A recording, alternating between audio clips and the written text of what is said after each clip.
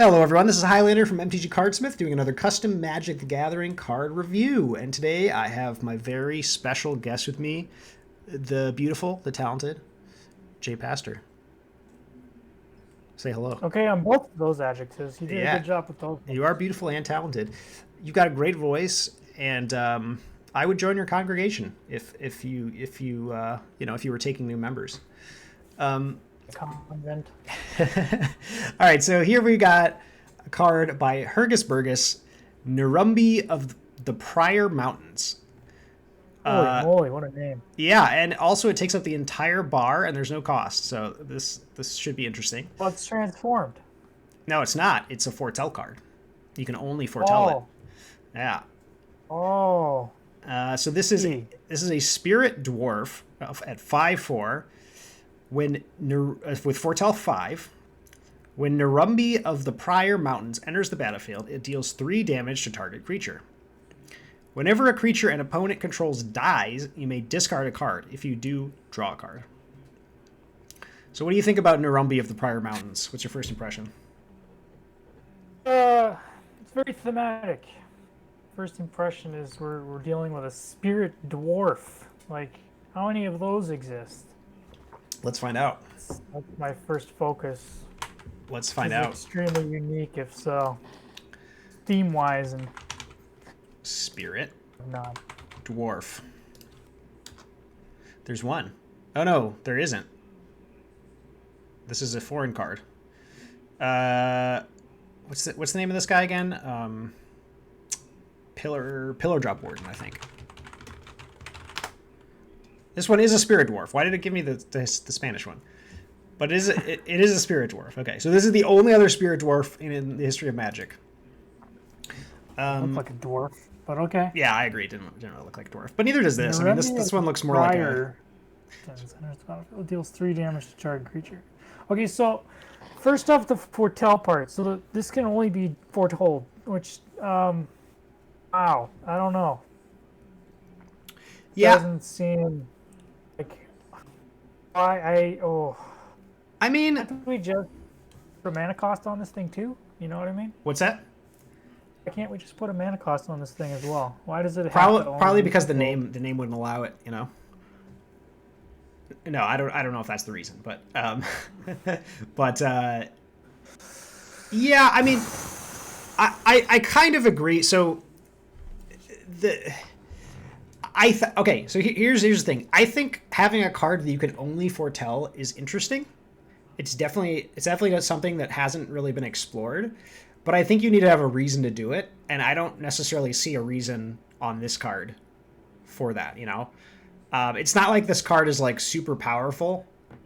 I mean, it is a powerful card, don't get me wrong. I mean, dealing 3 and then whenever a creature an opponent controls dies, you get to rummage. I mean, that's pretty good. And I could see that as a 5 mana card though, or a 5 or a 6 mana card at rare. So I'm not sure why you have to foretell this one. I mean, the downside there is if you don't draw this card in your opening hand, this card basically costs. I mean, this always costs 7 mana, but you have to cast this over the course of 2 different turns. You can't foretell it and cast it if you have 7 mana.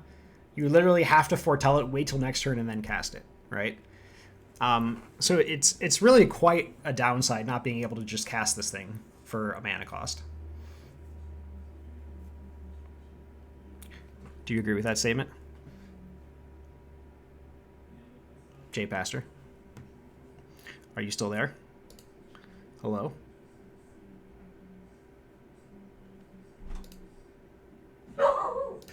All right, sorry about that, everyone. I lost jpastor for a moment. He probably had to tend to his flock, but he's back now.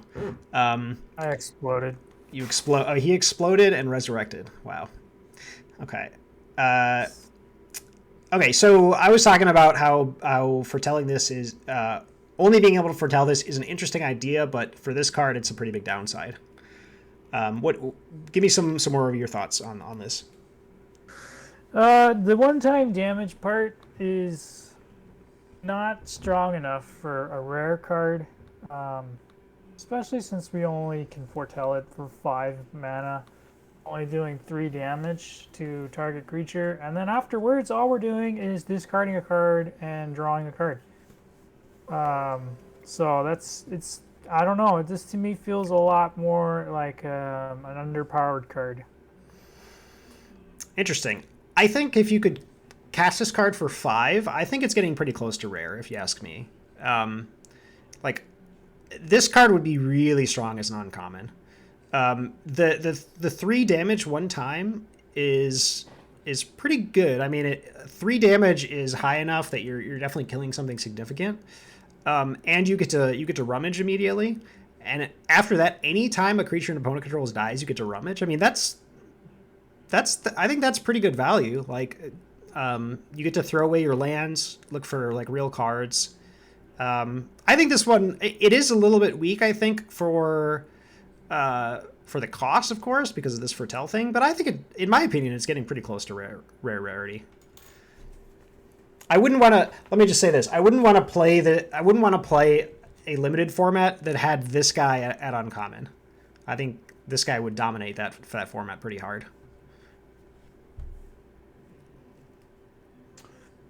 Yeah, I mean, well, the strategy's there to flip this thing later in the game when we want to. I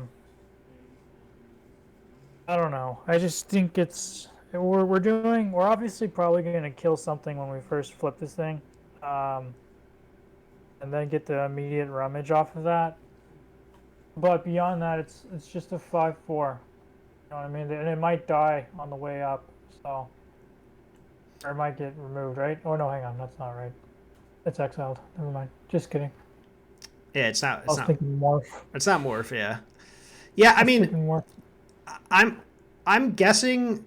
So again, I think this card is better than you do, it seems, but I will say that this card feels a little generic, and I think that might be where your or part of your feelings are coming from, because this card isn't necessarily doing anything we haven't seen before, right? Other than this foretell thing, but it's not really making good use of that, right? It's sort of just a downside here.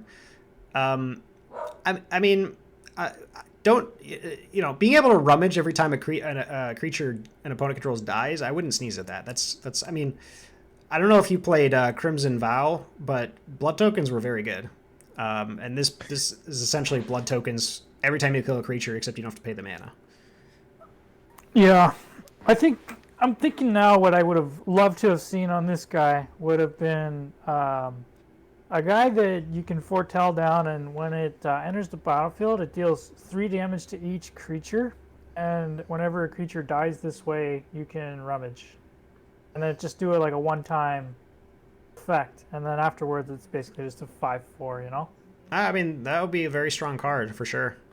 Yeah, we could up the cost a little. I would say this would maybe work as like a 4 red card, foretell style. That would be pretty solid. Sure, yeah. I think it's there. I just I don't know that these two abilities work together throughout the entire duration that it's on the battlefield. It kind of works once, and then after that, that second ability just kind of becomes one of those things that's just on the card, and it's sometimes really good, and sometimes it's like not synergizing with anything at all. So, you know what I mean?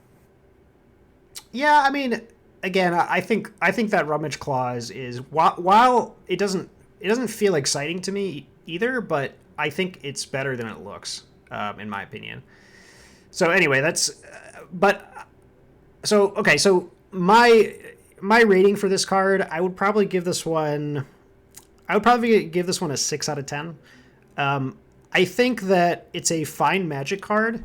And I think if you didn't have this, if you could just cast this guy for 4 or 5, I think that this looks like it could be a real Magic card, and it would be a fine Magic card, right?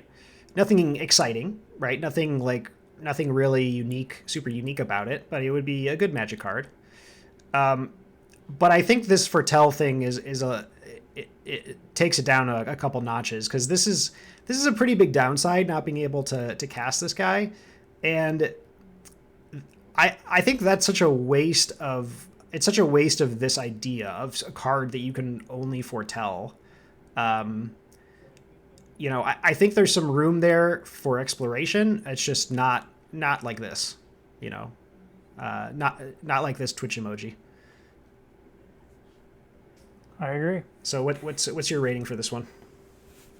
I think I'm gonna up you for the first time today. I think I'm gonna go with a 7. Go with a 7. Okay. It's got some stuff on there, and while those abilities are simple with each other, and I explained that they're not exactly synergistic except for the first time that it happens, I think it's okay. I just think if there was a mana cost, it would probably be even better rated. And the way it stands right now, I think it's fine. I don't think the rummaging becomes too much problem, because at the end of the day, this is just a 5/4 that doesn't do a damn thing other than that. So it's okay to me. So 7. All right, 7 from jpastor and 6 from Highlander. Thank you guys for watching. We'll see you next time.